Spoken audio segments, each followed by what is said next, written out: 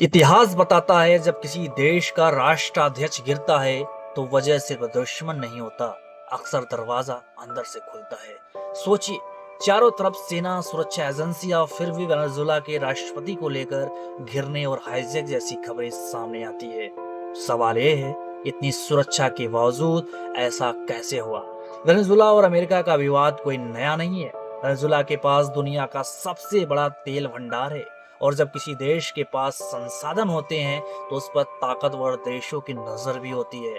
America लंबे समय से वेनेजुएला के सरकार पर लोकतंत्र कमजोर करने, भ्रष्टाचार और ड्रग तस्करी के आरोप लगाता रहा है। वहीं वेनेजुएला का कहना है कि अमेरिका उसकी संप्रभुता में दखल देकर सरकार बदलना चाहता है। इसी टकराव के कारण प्रतिबंध लगे, अर्थव्यवस्था कमजोर हुई और देश के अंदर असंतोष बढ़ता गया। अब सबसे संवेदनशील सवाल ये है, इतनी हाई लेवल सुरक्षा के बावजूद राष्ट्रपति कैसे गिर सकता है? राजनीति का कड़वा सच यह है कि जब आर्थिक दबाव बढ़ता है और सत्ता कमजोर होती है तो सबसे बड़ा खतरा बाहर से नहीं, अंदर से पैदा होता है।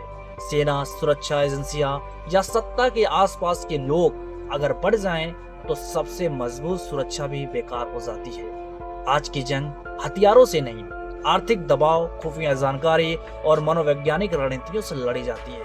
अब सवाल यह है, इसका असर भारत पर क्या पड़ेगा?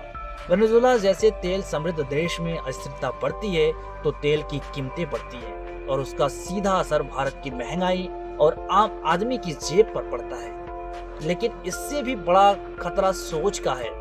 अगर ये सामान्य हो गया कि ताकतवर देश किसी भी देश के नेतृत्व को निशाना बना सकते हैं तो ये पूरी दुनिया के लिए खतरे की घंटी है। मेरे नजरिए से भारत के लिए सबसे बड़ा सबक साफ है। हमें आर्थिक रूप से आत्मनिर्भर रहना होगा, अपनी संस्थाओं और सुरक्षा तंत्र को एकजुट करना होगा और विदेश नीति में किसी के मोहरे नहीं बल्कि अपने हितों के आधार पर फैसले लेने होंगे। आज वेनेजुएला से सीख लेने का समय है ताकि कल भारत को ऐसी किसी कहानी का हिस्सा न बनना पड़े। सवाल यही है, दुनिया कानून से चलेगी या ताकत से? अपनी राय कमेंट में जरूर शेयर करें।